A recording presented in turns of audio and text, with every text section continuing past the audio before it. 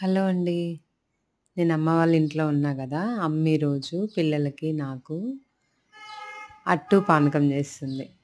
పూరి పానకం అయిపోయింది. అది నేను మీకు చూపించలేదు.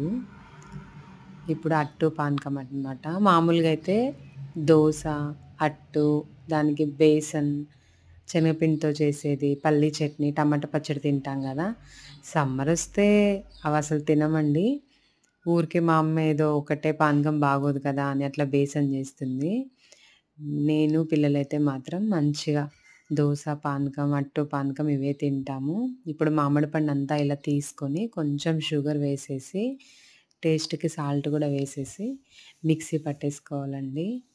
ఇలా మిక్సీ పట్టిన తర్వాత నాకు పాలైతే పాలిష్టం ఉంటే వేసుకోవచ్చు. లేదంటే అలానే సర్వ్ చేసుకోవచ్చు.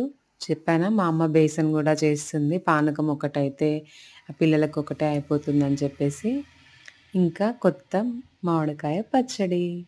దాంతో నేనిప్పుడు చూడండి ఫస్ట్ మామిడికాయ పచ్చడితో టేస్ట్ చేస్తున్నాను. నెక్స్ట్ వేడి వేడి బేసన్ అనమాట. బేసన్‌తో టేస్ట్ చేస్తున్నాను. లాస్ట్ వచ్చేసి చల్ల చల్లని మామిడి పళ్ళ పానకం. పానకం విత్ అట్టు.